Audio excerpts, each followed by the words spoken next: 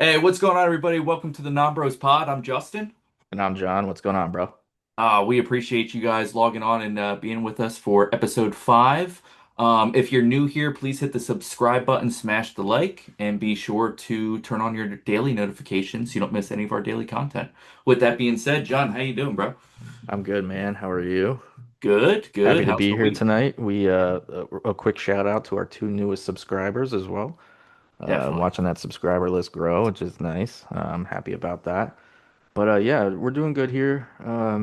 We watched a movie last night that I haven't watched in years. It was something you and I grew up on. I believe it was an '05 release, and it led me into you dropped me with a surprise blind ranking top 5 detective movies last week. So I thought I'd return the favor, and there's a specific actor in this movie we watched last night. I'm not going to give you his name, but I Okay. want you to think about it. You'll probably piece it together in the first few movies I drop at you. Okay. Once you guess who it is, feel free to shout it out. You'll catch the rift. These movies are not of the same genre at all, which I think makes elevates him as an actor. Yes. Um, but yeah, I'm gonna give you these 5. I'm gonna start with this one, and we'll see how this plays out. All right. Sounds good. Let's hear him. First movie I'm giving you is Gladiator. Okay, wow, that's a great start. Phenomenal movie. Russell Crowe, right? Yep, Playing Russell Crowe. Maximus. Yep. I wonder if that's where we're going, but we'll see what the second flick is. Really quick, before I even give it a spot, love the opening battle scene. I don't know if they're fighting Vikings or barbarians or whatnot, but every German time I've German barbarians. Germania. Yeah. Barbarians, every time I see it, I think Vikings, and that's just such a rad opening scene. Terrific movie.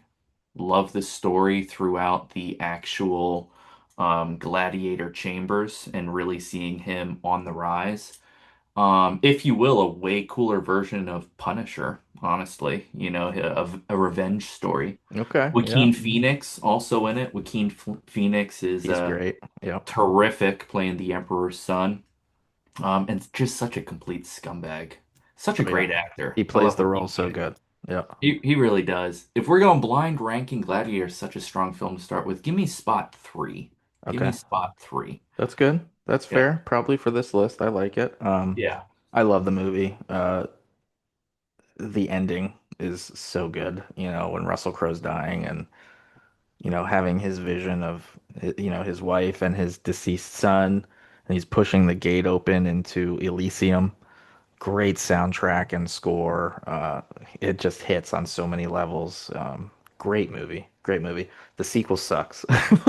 They It's made yeah, a, it's so oh my it's God, they made a it, direct sequel, and it's like, what are you thinking? Like, and you couldn't even come up with a better name for it. It's just Gladiator 2. yeah. So lame. Which I'm kind of worried about Heat 2, just 30 years later. But And then I you love hearing couldn't, you talk about the ending, because that's it's such a beautiful scene when Maximus does go. He's holding on to life. He's fading in and out of consciousness, and Joaquin Phoenix's sister, is obviously at his side. And if I'm not mistaken, she just says like, just let go. Go to them.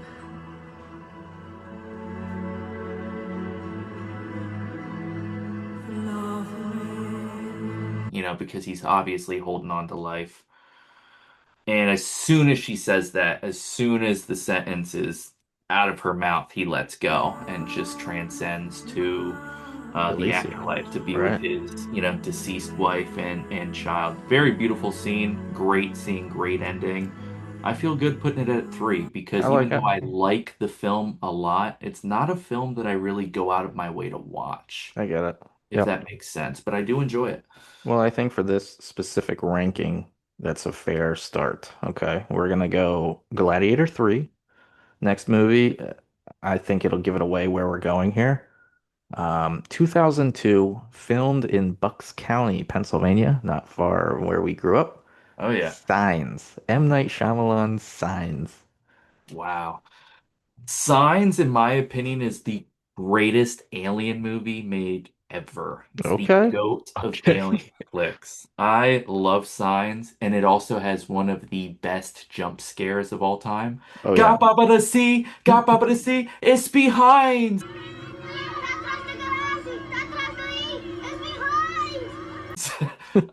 Such an iconic scene. Move, And it's children. actually Vamonos. Vamonos, Vamonos. That actually makes me think if we're going with Keen Phoenix here, but we'll see what the third flick is. And before I rank it, if I may, M. Night Shyamalan, his break onto the scene in the 90s and the early 2000s is one of the greatest of all times. I mean, For real. Yeah. he starts with Unbreakable with Bruce Willis Meh. to The Not bad. Sixth Sense, which Sixth is just Sense. amazing. Great Great movie. twist. Yep. And then he goes to Signs, which, like I said, is, in my opinion, the greatest alien flick of all time. In my opinion, he kind of fizzles there for like 10, 15 years. Hmm. Starting with The Village, maybe that's a movie we talk about, in a later episode. But I feel like The Village could have been an unbelievable movie. You and I were really anticipating that when it came out, and I understand what M. Night Shyamalan was trying to do. I Just would have doesn't pref hit. I would have preferred a monster, in the olden days Sure. that's Yeah. preventing these villagers from, expanding or, going into the woods. Um, but I will say I feel like he's rebounded. I mean, Knock at the Cabin with Dave Batista from fucking WWE, phenomenal movie. I haven't Batista's seen that phenomenal. yet. I need to watch that. If you haven't seen it, check it out. Batista is unbelievable in it. And even Split. I didn't enjoy Glass, but Split I Split really was, liked. yeah, that was pretty good. And that also had a very cool ending where then they end up connecting it to Unbreakable. So I know I'm just rambling here. Signs, phenomenal movie. M. Night Shyamalan's best in my opinion. But I have a feeling we're going Joaquin Phoenix here. So put Signs at two. Give me Okay. two signs. Give me So two signs. Gladiator 3 Signs 2. And you think we're Yes. going Joaquin Phoenix. I have a feeling we're going Joaquin Phoenix. Okay, well maybe this next movie will further validate that sense. We're going The Village.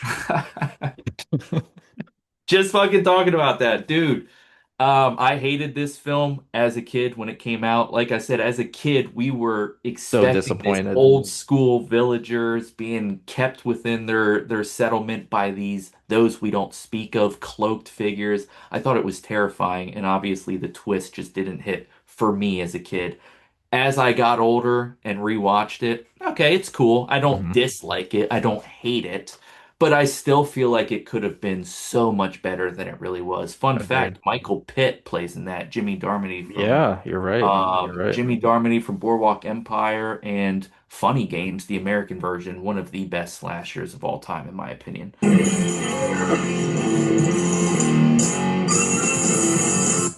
But Joaquin Phoenix plays a great role in it.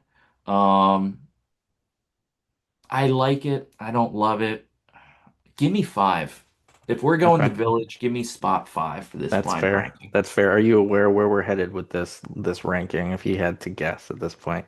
It's got to be Joaquin Phoenix, It right? is. Yeah, this Okay. is Joaquin Phoenix roles from 2000 to 2010 in probably the most uh I don't want to use the word influential, but definitely the most visible movies of his during our childhood, Okay. throughout high school, middle school, high school. 2000, 2010, Joaquin Phoenix top five roles. And so far, I like your list. I would say The Village at five is fair. Probably the one of the worst examples of false advertising ever. When you Yes. watch the trailer to that movie and then go in and watch it, it's like, wow, what a fucking circle jerk that was. But Absolutely. Village at five is fair. Some good moments. Joaquin Phoenix doesn't make it any worse. He does a fine job in it. But five for The Village, three for Gladiator, and two for Signs. I think this is Yes. a real good list so far. Um, Yes. Fourth, ready for this one? I am. The mockumentary Casey Affleck directed I'm Still Here. Hmm. Talk about method acting. Oh yeah. Yeah. Before I even rank it, have you ever seen the David Letterman interview?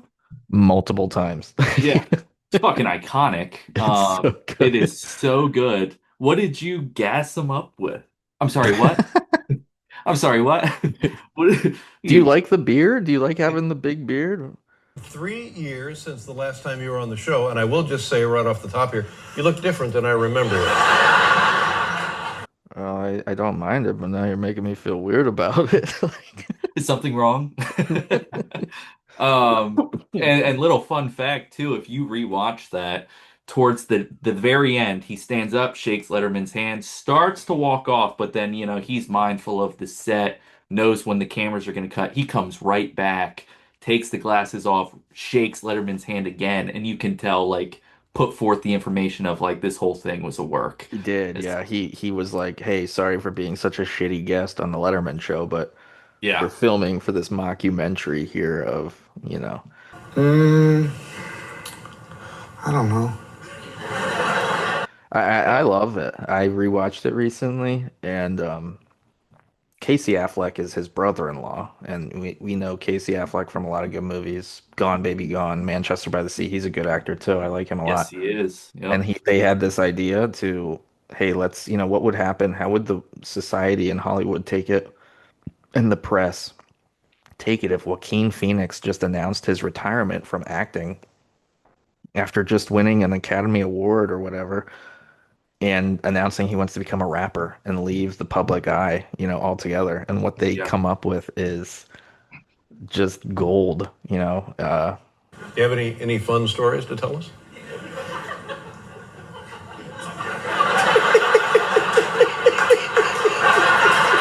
He is pretty convincing when he wants to be that this is it. And Yep. the movie's hilarious and sometimes sad and like touching in a way. It's like because he's so scorned for it and bullied and like laughed at nonstop and Mm, really interesting to watch back, 15 years later. I think they released it in like '09 or maybe even 2010 or something. Mm-hmm. But yeah, I you have it at 4. I think that's a fair ranking. Really goes to show the level of commitment that Joaquin Phoenix dedicates to all of his, selected roles that he is, part of. So you've Yeah, got, I go ahead. think 4 is definitely appropriate, because it is by no means, I don't put it near Signs or Gladiator. Like I said, I don't love the movie, but I don't hate it. It's entertaining and it's phenomenal acting. It's great work by Joaquin Phoenix. So yeah, if I'm putting it above or below Village, I think 4 is very appropriate, and That's I'm fair, yeah. I'm loving this list so far. I think Uh, it's perfect. Yeah, you've got The Village at 5. I'm Still Here at 4. Yes. Gladiator 3. Signs 2.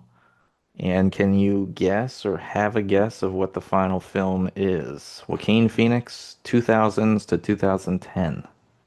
So if it's 2000s to 2010, that scratches Joker, but I would put Joker at 1. Okay, It's good to gotta know. be it's gotta be Walk the Line. Yes, it is. Walk the Line, 2005. A Yep. movie watched many times, as well as the parody of it, Walk Hard. Yeah. But Walk the Line, Yeah. that's where I got this idea from. Last night, Amanda and I watched Walk the Line, her first time viewing it, and first time I'd watched it in probably a decade, if not more. And what a movie! Like it's aged great. The singing, everything about it. Joaquin Phoenix, Reese Witherspoon doing their own, vocals and Yep. performances.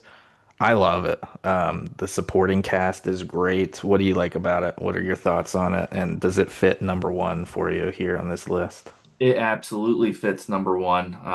In my opinion, that's a perfect list. Even if you just gave me all 5 right off the bat, this is how I would lay it out. Yeah, the main thing that sticks out, I mean, Joaquin Phoenix is a few weeks ago we were talking about Heath Ledger and how he, was so versatile and tried new things, tried new genres. That's Joaquin Phoenix too. I mean, you could put both of them in the same category. You really could. The fact that he sang, and obviously Reese Witherspoon as well, Johnny Cash, no less, who has some of the most unique vocals of all time. Right? right? is just so impressive. It's so impressive. I remember when this movie came out, it just broke onto the scene. And it's not one of those movies that kind of fizzled away. I mean, this is such a legendary performance, such a great movie, and it really has aged well. Not one of those movies where you're rewatching, like, like it is very entertaining, great cast. I always think of the dad, he's such an asshole. He's such a prick. He's such a prick. Every time I see him though, I think of Terminator 2 every single time. Yeah. He plays He the same role in Walk the Line as he does in Terminator 2. He just wants to kill everybody because he's drunk all the time and a fucking asshole. We're not fucking selling asshole. daddy's piano. We ain't selling daddy's piano. He throws a tin can at his wife. Such a dick. Um, Where you been? Where you been? but no, I love Walk the Line. True story, as we know, about him and June Carter. And I love also how it sprinkles in. I mean, you got Elvis in there.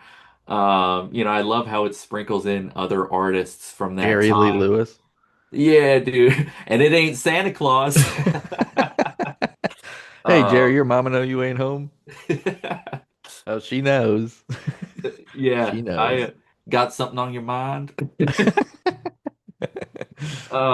And by the way, too, not to get too sidetracked, they portray Johnny Cash's first wife as a complete bitch.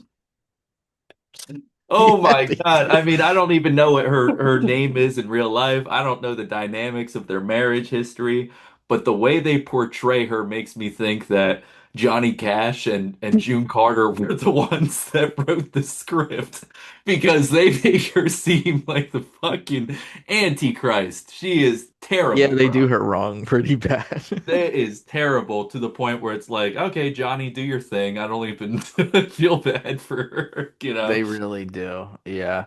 But the overall theme of that movie too is, redemption and Yeah. how he turned his life around and he admits to the people that he wronged and whatnot. And yeah, I loved it. It was every bit as good as I remembered it. And just the performances alone, I would fucking download that soundtrack and just be listening to Joaquin Phoenix's version of country music, for the next week. It's just so good. But Amanda liked it too. Did she? Yeah. Yeah, that's something Letterman brings up in that interview, not knowing it's a job, not knowing it's a work is, he's just trying to save this interview that Joaquin Phoenix is intentionally just throwing out the window, and he keeps bringing up Walk the Line. You were so good as Johnny Cash. Is that the type of music you do? No, no, I do more of the hip hop music. You hear a little chuckle. Is that a joke? Right. I think You he know even what I turns mean? around and he's like, "What is there a fucking peanut gallery here or what? Is Yeah. this guy fucking serious or?" Yeah. The maniacal laughter. Yeah. Yeah. That's what he says. He's like this fucking maniacal laughter in the background and yeah. That's a terrific list though. I love the category Joaquin Phoenix. He's one of my favorite actors. And just a little side note, Joker. By no means I don't think he's a better Joker than Heath Ledger, and some people don't even consider him the actual Joker, but I do love that movie. And if you had to give me a ranking of top 20 movies of all time, Joaquin Phoenix's Joker would be on my top 20 of all time. Love that movie. Interesting. Okay. It is really Yep. good. Yeah. One He that is. gets better with multiple viewings as well. I feel like you pick up on some of the subtleties and nuances of, his state of mental affairs in that one. So yeah, I agree. That's up there. But in this list here, I like it as well. You got The Village 5, I'm Still Here 4, Gladiator 3, Signs 2, and Walk the Line 1. Top five Joaquin Phoenix films of 2000 to 2010. Yeah, buddy. If you would have just gave me those five movies and said rank them, that's what I would I have went like it. with. I like it. So I'm happy that's with that. perfect. Awesome. We lost another one, another legend. Chuck Norris goes down this week, age 86. Um, Rest in peace. Rest in peace. Yeah, great human from everything I've ever seen of him. We grew up on his movies of the 80s and 90s. And I Yes. wanted to touch on one this week that was just iconic to our childhood and one we watched on repeat. Uh-oh. What do we Like got? most of them, I mean, I'm sure you can guess it, but we're going Jonathan Brandis and Chuck Norris in 1993, Sidekicks, a complete ripoff of The Karate Kid, but way better in my opinion for Oh, so many reasons, if not just the decade in which it was released, the political incorrectness to it, the yeah, got offensiveness that of right. it. It just hilarious, cheesy, corny and dorky, but hilarious, but a good message at the end of the day. Thought we could bring it up and discuss it and laugh at it and just dissect it a bit. What do you think? I love that. And, just a little side note once again, I am a fan of Karate Kid, and I'm not ashamed to admit Cobra Kai as well, even though it is so corny, so cheesy. But I'm a fan. But if you're giving me the choice between Karate Kid and Sidekicks, I'm right there with you. I'm taking Sidekicks 10 out of 10. Phenomenal movie. Jonathan Brandis, dude. Another thing about him is whenever I see him, takes me to the It miniseries 1990. You killed my brother George, you bastard! Let's see you now. For sure. Directed by Tommy Lee Wallace. Phenomenal actor. Really sad what ended up happening to him, but this is just a Also classic R.I.P. movie. Yeah, this is just a classic movie though. And if we're gonna start with Jonathan Brandis, I got a question for you because this is something that I've always thought of. He's daydreaming throughout the entire movie. At a Uh, dangerous level. at a dangerous level. And, the dad, the very first introduction of the dad, is he's got asthma and we've been through a lot. And sure, that's fair. But like you just said, I mean, these dreams are on a dangerous level. He's 20 feet in the air, having a conversation with Chuck Norris to the right on a rope, who's not even there. I mean, he could fall and get paralyzed. He's having daydreams of massacring 20 people with an AK-47 or a All of his bazooka. dreams are so violent. Dude, they're so Every single violent. one of them. If there's not violence being perpetrated to others, it's like he falls asleep in class in the very beginning of the movie and wakes up to Chuck Norris dangling from a Yep. helicopter rope ladder, holding an M240 machine gun, and then the door to the fucking classroom bursts open, and a ninja rolls in and almost cuts his head off with a samurai sword, and that's how he wakes up. Like this kid is so delusional. It's not So even Okay, so that opens the door because that's my question.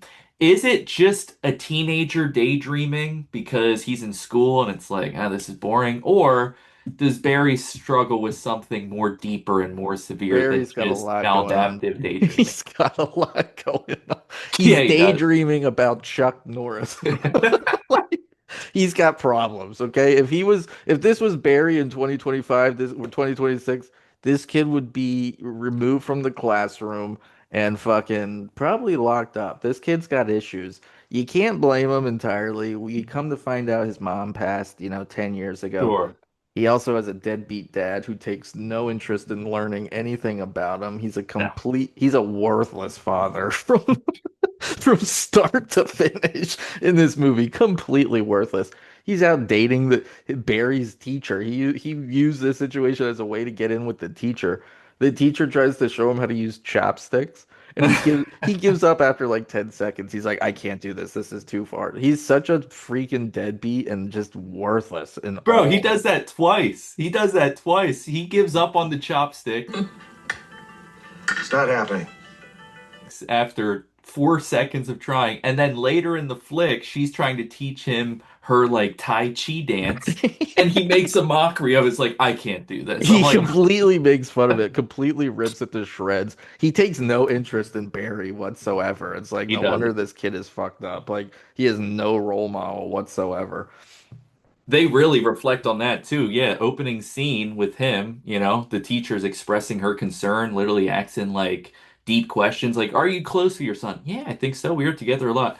Immediately transitions to the next scene that night, father and son at home. Barry tries to open up and have a sincere, thorough, genuine conversation, and the dad is just staring at his newspaper the whole time, looking at his watch. You need to get your 8 hours. Uh, Dad, What? did you ever, become involved with something? It, It's late. You gotta get your 8 hours. What? Nothing. Barry's like, all right, fuck this, I'm going to bed, so Yeah, he's a yeah, I worthless couldn't agree character. more. He's a complete dick. Very absent, very absent. Yeah, we can't mention sidekicks though and talk about it without at least briefly touching on the villains of the film. One Oh of yeah. them being the dojo master, Joe Kelly Piscopo, Stone. Kelly Stone. Kelly Stone. Such a dick. The first meeting he has with Barry, when his dad does one thing right in the whole movie and tries to get him enrolled in karate. They walk in and Barry, who's asthmatic, starts coughing hysterically and like can't stop. And Joe Piscopo looks at him and is like, "Hey, can you wheeze a little quieter there, kid? I'm trying to talk here." Like, Hey, could you wheeze a little quieter, kid? I'm trying to talk here. he's such an asshole. And Such a his dad just sits there and like lets him take it. He doesn't defend his son whatsoever. He's such a Socks too. Socks too? sucks dude.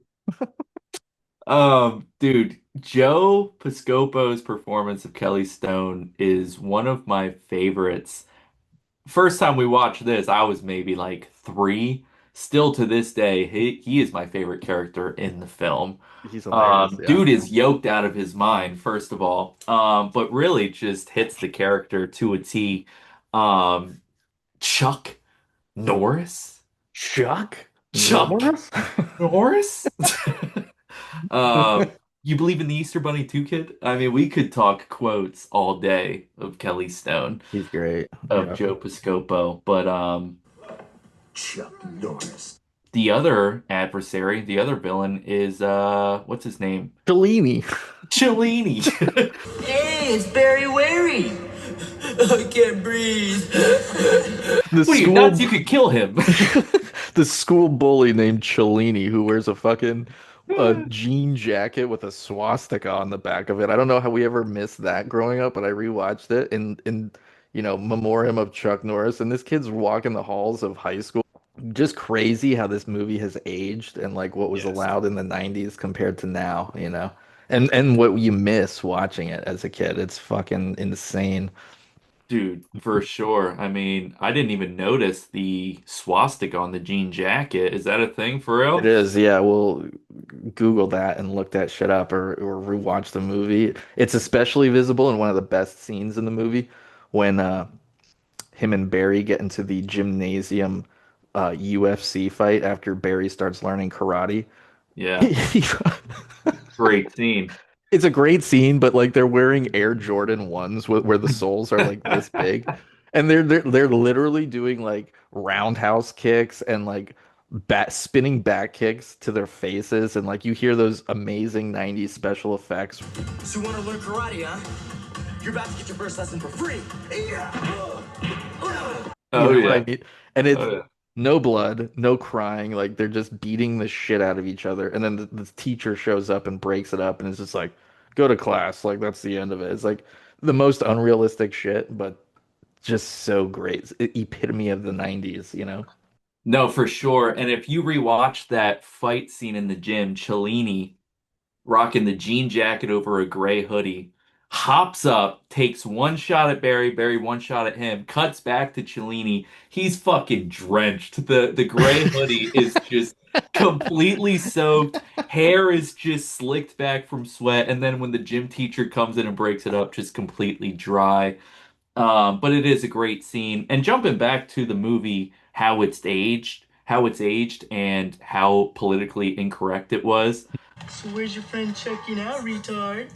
Yeah. And Prime has edited some of the slurs out, but they left Yes. the uh the R word slur that we're thinking of. Um, Very but they're inconsistent. okay with leaving, these slaughters that Barry dreams of, like he has all these dreams he has are about saving his school teacher too. Like he's got the biggest crush on his teacher, and she's always this damsel in distress, tied up, like Oh yeah. she's tied up from head to toe, like bondage shit. And he's saving the day with Chuck Norris and just taking out all these dudes with machine guns and shit. Something I did want to mention too, like he's such a geek. What do you got? He asks Lauren out and she's like, I like you, but just not like that. And he loses his mind and it's just like, oh, you pity me. He's like, I get it, okay. And he like sprints off crying Yeah. profusely. Like he asks for it so bad. Like it's so, beat up in the gymnasium again by Cellini in the locker room. And the worst thing to happen to him is they take his Chuck Norris magazine and rip it in half. And this kid is devastated. Devastated. He gets turned down from his crush and almost dies. He literally almost dies from it. Yeah, Here, This Cellini kid is such a prick too. Like everything in throughout the movie he blames on Barry, even if it doesn't have anything to do with Barry. He's like he's in class and the teacher calls on him to answer a question. Hey, Mr. Cellini, can you tell me what this quote is from? What Shakespearean quote this is from or whatever? And he's like and Cellini goes, it's from the Bible, isn't it? yeah. And And he gets so then pissed at Barry for getting gets it right. Barry gets called on next and gets it right, and he's like, "I'm gonna kick Barry's ass." Right? It's so Has 90s, nothing everything. to do with him. Barry's just, hey, let me get this question right. He gets so pissed. And hey, while we're talking sidekicks, we got to talk about Mr. Lee. Oh yes, Barry's karate coach, his karate teacher. And you and we've seen Star Wars. It's never been like our favorite, but we've seen them, right? sure. Not a crazy fan about Star Wars, but one thing I've always enjoyed from the series is the character of Yoda. I mean, he spits straight wisdom, he spits straight facts throughout any scene he's involved in because what he talks about are things really that we all can practice, like do or do not. There is no try, or speaking on emotions, and specific behaviors Yeah, they may lead to. for sure. Mr. Lee gives me very similar vibes than Yoda. And I have a few quotes, few lessons, if you will, that I wanted to throw at you and see what Okay. you thought. Yeah, man. The first lesson that stuck with me that Mr. Lee teaches Barry is very vague, but you can take it anywhere you want. Always be ready. Always be ready. Very vague, but I But it mean, has you can so much apply, meaning. Be ready for anything, whenever. It doesn't have to be anything deeper than that. Always be ready. always be ready. Lesson two, believe what is, not what you think. Yeah, which which I love. and doesn't he drop that on Barry after the biker gang shows up at the Frying Dragon restaurant that he owns and they're drunk and just causing a ruckus and like destroying the place essentially and he comes out acting all drunk and the bikers are laughing at him like look at this old guy. He's not gonna do anything and he ends up kicking their ass. Yeah, my Hank, short for Henry. What's your name? Hank. Short for Henry. Oh, yeah. It's short So for Henry. good. That's one of the best scenes. Is the biker slaughter. I love the maniacal laughter from the guy. The Bruce. Yeah, everything that one biker says, there's always the other biker who's just laughing hysterically. That's wild. Put it back over here. Oh It's yeah, so funny. absolutely. And the food looks Um, so good in that episode, in looks that scene. phenomenal. It looks so good. I don't know why that says every time I've watched that. What are you doing? Preparing, preparing. Let me deal with that. What are you doing? Preparing. Yeah, there was something else I wanted to mention about this is there's multiple times, after Barry almost, dies after being rejected by Lauren, his wannabe girlfriend. He winds up in the hospital and Mr. Lee just shows up and pretty much treats him with ancient Eastern Japanese drugs in the hospital.